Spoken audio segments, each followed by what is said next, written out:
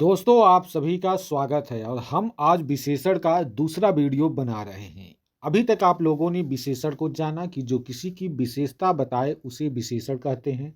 विशेषण जिसकी विशेषता को बताता है उसे विशेष्य कहते हैं। जो विशेषण की ही विशेषता को बताते प्रविशेषण कहते हैं। इन तीन चीजों को हमने सीखा था। उसके बाद हमने ये जाना था कि विशेषण कुल कितने तरह के होते हैं। इसमें हमने जाना था कि विशेषण मेनली कुल 4 तरह के होते हैं। गुणवाचक विशेषण, दूसरा था संख्यावाचक विशेषण, उसके बाद तीसरा परिमाणवाचक विशेषण और नंबर 4 में था सार्वनामिक विशेषण। हमने साथियों गुणवाचक विशेषण, संख्यावाचक विशेषण और परिमाणवाचक विशेषण को अच्छे से समझ लिया था। और आज हम जानने वाले हैं कि सार्वनामिक विशेषण होता क्या है। विशेषण में सबसे जो डिफिकल्ट यानी कि मुश्किल वाला लगता है वही सार्वनामिक विशेषण होता है। इसी में आपको सबसे ज़्यादा दिक्कत आती है और इसी से सवाल भी सबसे ज़्यादा ही पूछे जाते हैं। लेकिन जो सी ग्रुप डी ग्रुप के सवाल होते हैं, एग्जाम्स के सवाल होते हैं सी ग्रुप और डी ग्रुप को, इसमें जो होता है क्वेश्चन आते हैं विशेषण से, वे आसान से सवाल आते हैं। साथियों सर्वनामिक विशेषण एक सर्वनाम होता है जो किसी संज्ञा की विशेषता यानी कि उसकी गुण, संख्या या संबंध के बारे में हमें जानकारी देता है। एक ऐसा सर्वनाम जो किसी संज्ञा की विशेषता को बता दे उसे ही सर्वनामिक विशेषण बोलते हैं।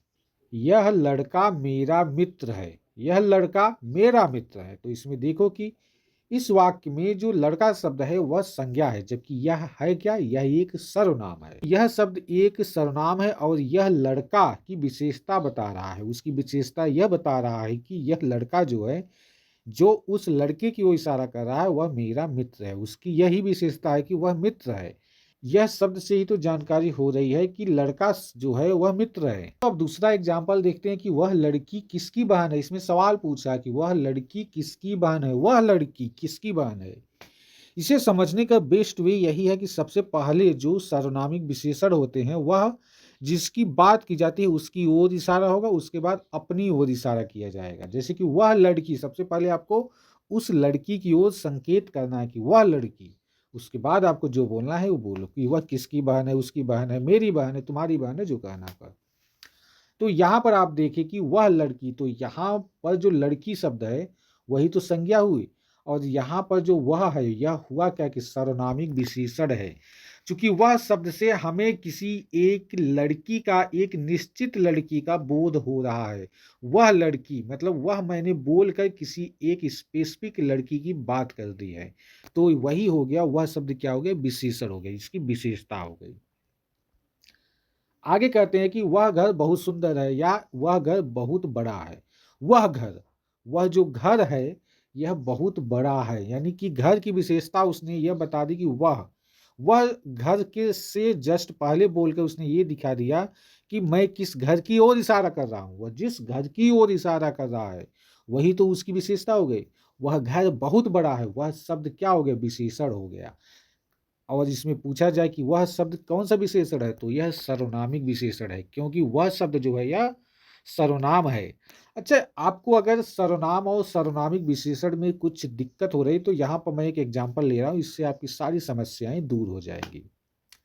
जैसे कि दोस्तों यह मेरी किताब है, यह मेरी किताब है, ये देखो सिंपल सेंटेंस है, यह मेरी किताब है। यहाँ पर यह शब्द जो है यह एक सर्वनाम है, यह मेरी किताब है।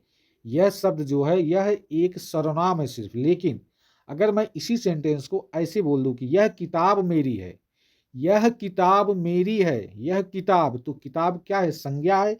और संज्ञा के साथ अगर मैंने सर्वनाम को लगा दिया, यह किताब, मैंने ये बोल दिया ना निश्चित होकर कि यह किताब, मैंने संकेत किया उसकी ओर कि यह किताब उसकी है, यह किताब मेरी है, यह किताब सोहन की है, यह घर सुंदर है, यह नदी अच्छी है, यह नदी लंबी है। और मैं नदी के साथ जो सर्वनाम लगा दिया ना दोस्तों, यही तो है सर्वनामिक विशेषण। अगर मैं यह किताब मेरी है को अगर मैं ऐसे बोल दूं कि यह मेरी किताब है, सिंपल सेंटेंस, तो यह हो जाएगा सर्वनाम। लेकिन अगर मैं इसे ऐसे कहता हूं कि यह किताब मेरी है, तो यह किताब जहां बोल दिया मैंने, तो यह शब्द क्या हो गया, यह हो गया सर्वनामिक विशेषण। दोस्तों आगे चलते हैं कि सर्वनामिक विशेषण कितने प्रकार के होते हैं। इसमें फर्स्ट वाला है कि निश्चयवाचक सर्वनामिक विशेषण। जैसे कि अभी तक आपने निश्चय निश्चय जहां भी सुना है उसमें आपको यह मालूम है कि वह चीज निश्चय है। जहां पर कोई भी चीज निश्चय हो जाए, जहां पर कोई विशेषण की बात, संज्ञा की बात हो रही है, वह निश्चय हो तो उसी को हम क्या बोलते हैं? निश्चयवाचक सर्वनामिक विशेषण। जब किसी व्यक्ति या वस्तु का निश्चय पूर्वक बोध होता है तो वहां पर निश्चयवाचक सर्वनामिक विशेषण होता है। उसने बोला है ना कि यह लड़का मेरा मित्र है, वह पूरी तरह से निश्चित है कि यही लड़का है जो मेरा मित्र है, यह लड़का मेरा मित्र है। तो वह जो बोलने वाला है वह पूरी तरह से आश्वस्त है कि यह लड़का मेरा मित्र है, दूसरे लड़के की ओर इशारा नहीं कर रहा है, यही वो लड़का है जो मेरा मित्र है। तो इसका मतलब यह हुआ कि यह निश्चित सर्वनामिक विशेषण है। दूसरा देखते हैं कि वह लड़की किसकी बहन है, वह लड़की, एक लड़की की ओर संकेत होने के बाद वह बोल रहा है कि यह लड़की, वह लड़की किसकी बहन है। वह घर बहुत बड़ा है, यानी कि वह इशारा किया है ना कि वह घर, यहाँ पर 20 घर हैं, 100 घर हैं, एक स्पेसिफिक घर की तरफ इशारा किया कि वह घर किसका है, वह घर बहुत बड़ा है। तो इसीलिए यहाँ पर निश्चयवाचक सर्वनामिक विशेषण होता है। वह वही ऐसा, उसी दिन मैं विद्यालय गया था, जिस दिन सोहन आया था उसी दिन मैं विद्यालय गया था, अगर तुमने ऐसा किया तो ये अच्छा होगा। मतलब वो पूरी तरह से निश्चित है ना, वह जो भी बोल रहा है वह निश्चित है, वह आश्वस्त है। वही खिलाड़ी पुरस्कार जीता, मतलब वो पूरी तरह से जानता है कि भैया वही खिलाड़ी पुरस्कार जीतेगा। अनिश्चयवाचक सर्वनामिक विशेषण यह क्या होता है, यहाँ पर जो भी कुछ है वह अनिश्चय ही होगा। जैसे एग्जाम्पल से कुछ देखते हैं, और इसका जो चिन्ह होता है कोई, कुछ, किसी, कोई सा, ये सब छोड़ो। जब तक आप उदाहरण नहीं देखोगे आपको समझ में नहीं आएगा। देखो, कोई आदमी दरवाजे पर है, किसी कारणवश वह नहीं आया। संबंधवाचक सर्वनामिक विशेषण, ये क्या है? संबंधवाचक, जैसा कि संबंध बताता है, और संबंध दो लोगों के बीच में होता है तो यहाँ पर दो उपवाक्य तो होंगे। एक वाक्य के अंतर्गत कम से कम दो उपवाक्य अगर दिख जाए तो वहां पर संबंधवाचक सर्वनामिक विशेषण होता है। क्योंकि आप जानते हैं संबंध बनाने के लिए तो कम से कम दो लोगों का होना तो आवश्यक है ना। जो शब्द किसी संज्ञा या सर्वनाम के साथ संबंध दर्शाते हैं उसे हम क्या बोलते हैं? संबंधवाचक सर्वनाम। जिसका, जिसके, जिनका, जो, उनको, तो ये सब जो शब्द होते हैं ये संबंध सूचक होते हैं। जिसके पास किताब है वही पढ़ेगा, यानी कि जिसके पास किताब है। देखो इन दो उपवाक्यों के बीच में, यहां मैं इसे अलग कर देता हूं, तो दो उपवाक्यों के बीच में आपको संबंध दिखेगा। जिसके पास किताब है वही पढ़ेगा। जिन बच्चों ने परीक्षा दी वे सफल हुए, जिन बच्चों ने परीक्षा दी वे सफल हुए। तो अगर मैं आपसे पूछूं कि भैया कौन सफल हुआ, तो आप बोलोगे जिन बच्चों ने परीक्षा दी। तो यह हुआ ना संबंध इन दोनों उपवाक्यों के बीच में। प्रश्नवाचक सर्वनामिक विशेषण, इसमें एक तो सवाल पूछा जाएगा, इसलिए जो सवाल पूछने वाले चिन्ह होते हैं, शब्द होते हैं, जैसे कि कौन, कितना, किसका, कैसा, ये सारे जो शब्द होते हैं इसी को क्या बोलते हैं? हम प्रश्नवाचक सर्वनामिक विशेषण। कौन बच्चा अनुपस्थित है, इसमें सवाल पूछ रहा है, क्वेश्चन मार्क। दूसरा है कि कितने मोबाइल खरीदे, तो ये सब क्या हो गया? सर्वनामिक विशेषण का प्रश्नवाचक सर्वनामिक विशेषण। कुछ और उदाहरण देख लेते हैं हम सर्वनामिक विशेषण के। जैसे कि वही घर सबसे सुंदर है, वही घर सबसे सुंदर है, यह निश्चित है, यह निश्चित सर्वनामिक विशेषण है। किस पुस्तक की बातें कर रहे हो, इसमें वो सवाल कर रहा है कि किस पुस्तक की बातें कर रहे हो भाई। आगे है कि कोई बच्चा रो रहा है, यहाँ पर अनिश्चय है तो अनिश्चयवाचक होगा। कोई बच्चा रो रहा है, मतलब हमें यह नहीं मालूम है कि भाई स्पेशली कौन बच्चा रो रहा है। आगे देखते हैं, जिस व्यक्ति ने मदद की वह सज्जन है, जिस व्यक्ति ने मदद की वह ही सज्जन है।